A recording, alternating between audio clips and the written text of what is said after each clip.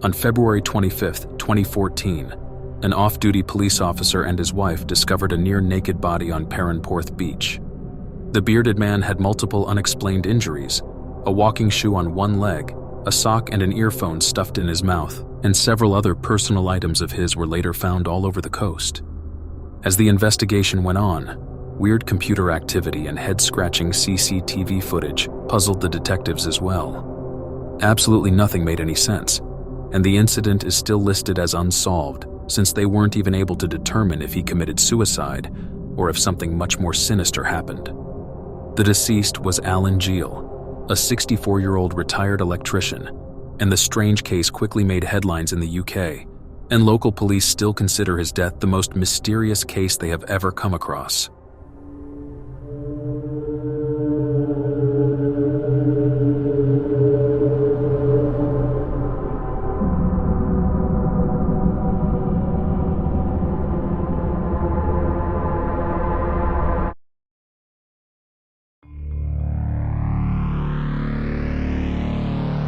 Alan Jeal was born in Kennington, London, but grew up in Cornwall, in southwest England.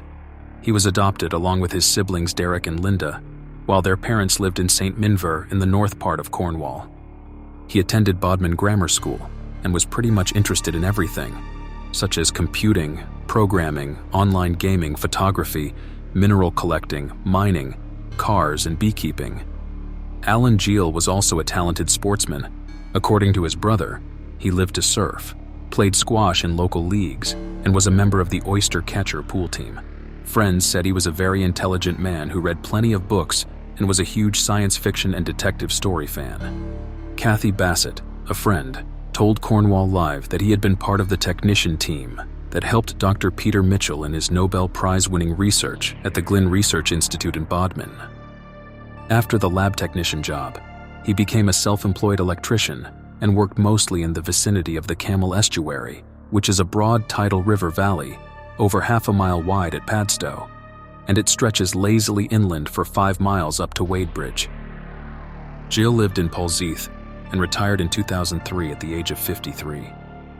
A year later, he sold his property and moved to Wadebridge, about 7 miles southeast, where he lived a moderately isolated life with minimal social interactions. He lived a casual and relaxed lifestyle. He was a reclusive type with only a small circle of friends, Derek said. He didn't own a car and rarely spent money on luxuries, mostly just groceries and wine. He didn't care much about his looks, and even though he was an avid surfer and was part of the surfer community, he stopped that hobby as well. It could have been alarming already because, as a young man, Alan was very outgoing, and something additional may have happened in the months preceding his death, since police were unable to find any individuals with whom Alan had any contact. This includes his family members too. And this is how we turn to February 24th, 2014, the day before his body was discovered on the beach, and when even more enigmatic things started to happen. February 24th was a rainy Monday in Cornwall, with a peak temperature of 51.4 degrees Fahrenheit at noon, a 30-mile-per-hour northwest wind, and an overcast cloud cover after 3 p.m. Alan Jeal turned on his computer at 8:30 a.m., and more than 3 hours later, the first security camera recorded him after leaving his home and walking past bridge tools on Gonvena Hill in Wadebridge. At 12:10 p.m., he was seen at a Barclays cash machine on Molesworth Street, where the pensioner withdrew £100 in cash, then entered the nearby co-op and spent £2.40 on a box of plasters and a newspaper. After the short walk, Alan Jeal returned home to his apartment at St. Giles House, sat back at his PC, and searched for bus routes from Wadebridge to Truro, Newquay to Truro, and Wadebridge to Camelford on the internet. At 12:50 p.m., neighbors heard a male voice shouting for several minutes, and then the front door was slammed. It's not clear whether he was talking to someone via phone or his computer, or just talking to himself. For the next 4 hours, he stayed at home, but at 4:41 p.m., he shut down the PC, and a few minutes later, a CCTV camera captured him outside Bridge Tools, heading to the center of Wadebridge. He was wearing a blue raincoat and carrying a rucksack on his back. Jeal caught the 594 Western Greyhound bus and arrived in Truro, 24 miles south of Wadebridge, where another camera spotted the electrician at 6:14 p.m. on the town's Lemon Quay. In the next 30 minutes, he was wandering around in his blue coat in the city center, walking towards public toilets at the Leats, a drainage system originally designed to wash animal manure and urine down the streets. The 64-year-old man was last seen on camera at 6:36 p.m. on Boscawen Street. At 6:50 p.m., he was already on another bus heading to Newquay, 13 miles north of Truro, where he arrived at 8:16 p.m. He was again recorded walking around the town center, along Bank Street towards Marcus Hill and up East Street. At the Newquay bus station, he caught another bus at 9:15 p.m. and traveled 8.5 miles south to Perranporth. It's not clear what the point of traveling seemingly without any concept was. The police found no evidence that Jeal met anyone, called anyone, or interacted with anyone. If it was already intended to be a cover-up, it was a very amateur one, since he must have been aware that he would be recorded everywhere. If he had planned to make Perranporth his final destination at the very beginning, he could have easily been there in a little more than 2 hours by bus. After the internet search, he surely knew that. However, at 10:27 p.m., Alan Jeal was captured alive for the last time on CCTV walking along Beach Road in Perranporth, close to the spot where his body was found. His further movements are unknown because after Beach Road, no one has come forward to say they met the former lab technician. The next day, February 25, 2014, at around 2 p.m., an off-duty police officer and his wife were walking their dog on the sands of the popular Perranporth Beach at high tide when they stumbled upon a grim discovery. First, the woman told her husband she saw a shape at the water's edge and joked that it looked like a body. The officer thought it was just a few plastic containers, but the wife then walked closer and found Alan Jeal's almost completely naked corpse about 100 feet in front of the watering hole bar. He said, "It was an adult male who had his face down in the sand. He was naked, apart from a trainer. The incoming tide was washing up around the body. I could see a small amount of blood in the seawater next to the head. I noticed a cord hanging down the man's torso." An employee of the bar shared that the body wasn't there on the morning of discovery because he would definitely have seen it from that short distance. It means it most likely surfaced with the tide later.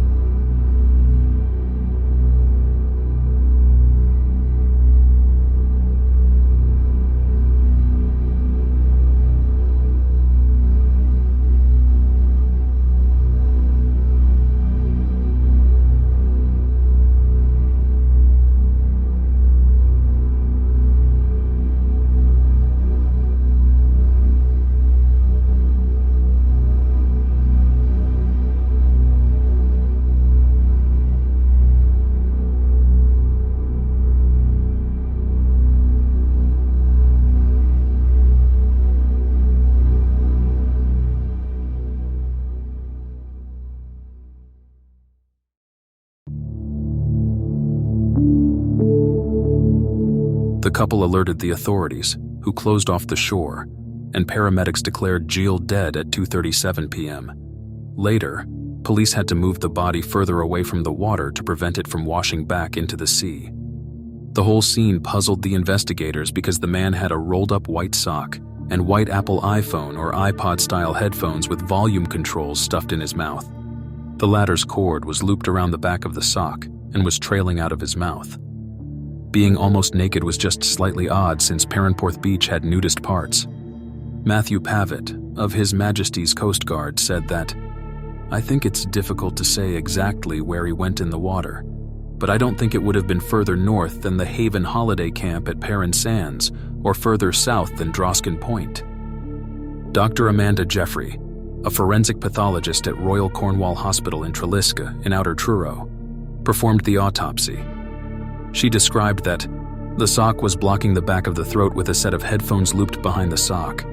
The sock was partly clenched between the teeth.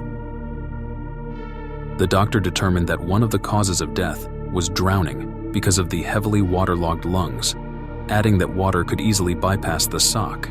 The others were the many injuries that are still unexplained. She highlighted that the deceased had suffered significant injuries to his chest, torso, spine, head, and brain. Additionally, he had a cut on the side of his mouth and a weird wound on the palm of his hand, which resembled a cut and could have been caused by a sharp object in the sea, but the possibility of a knife being used against him couldn't be excluded either. However, contradicting this, there were no stab wounds on the body.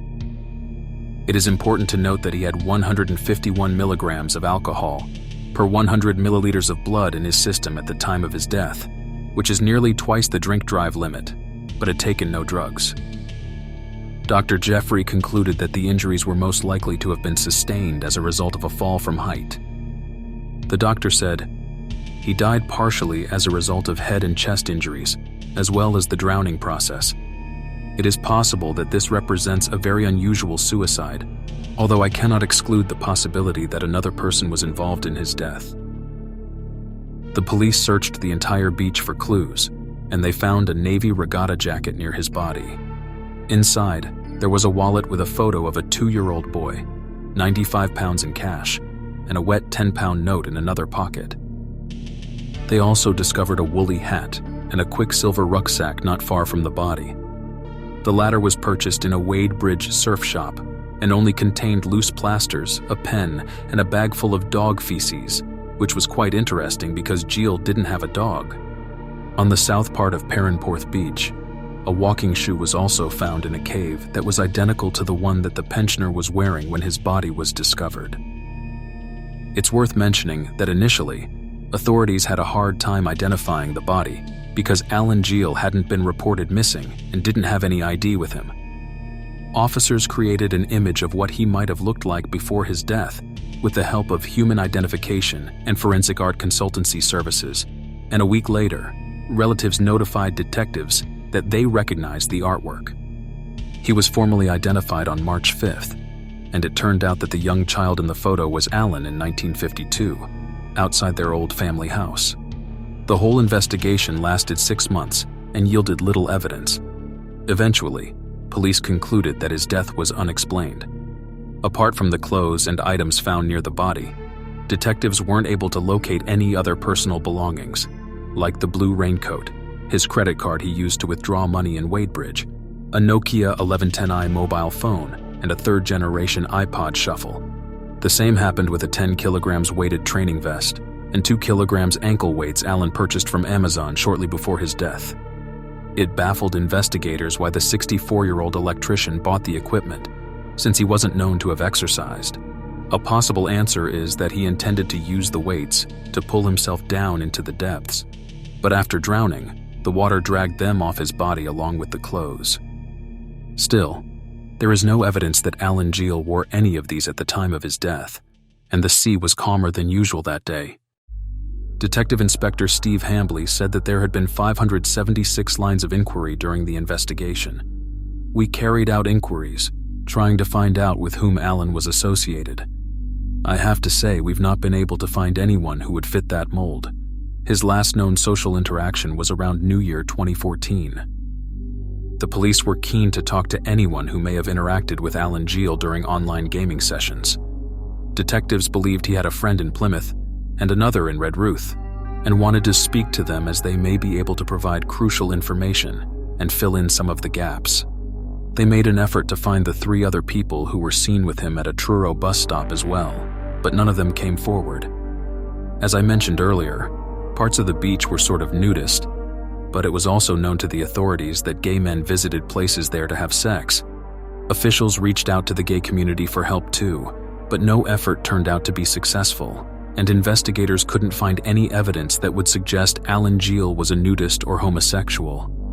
In regards to the stuffed objects in the mouth, Dr. Jeffrey said the sock matched other socks found in his home, and that she cannot rule out the possibility that the piece was used as a sexual practice in autoerotic asphyxiation, where people intentionally restrict the flow of oxygen to the brain for the purposes of sexual arousal. Matthew Pavitt said that male adults often go to a place of historical significance to them to end their lives, and the 64-year-old spent a lot of time in Perranporth as a young man and had fond memories of the place. However, Dr. Jeffrey said that it is clear the sock was purposefully stuffed in his mouth. It would be a rather unusual thing to do to oneself. I'm not aware of this being a recommended practice of taking your own life. It is possible the headphones were inadvertently dragged into the mouth at the same time the sock was inserted, so it would suggest the sock was inserted in a hurried manner, she added. On the other hand, Mr. Pavitt described that it wasn't unusual for people planning to end their lives to put objects in their mouths to prevent other people from hearing screams or anything that indicates an incoming tragedy. But the fact that personal items weren't placed around him and Jeal didn't leave any final messages, both of which are common practices among those who wish to end their lives, didn't support the suicide theory. If it was a murder, the killer left no forensic evidence behind and managed to move around Perranporth without being captured on CCTV. If this were the case, robbery couldn't have been the motive since cash was found in the wallet. Therefore, it's more likely that the perpetrator was a stranger and committed the act out of impulse. After the investigation concluded in September 2014, the family scattered his ashes into the calm water off the coast at Polzeath, where Alan lived before moving to Wadebridge. And as a tribute to the passionate surfer, friends joined in a paddle out one last time. No one knows what happened to Alan Jeal, and his death is still unsolved. It could have been a suicide after saying goodbye to the beloved sea, an accidental slip on the edge of a cliff, or a fatal encounter with a person whose identity is unknown to this day.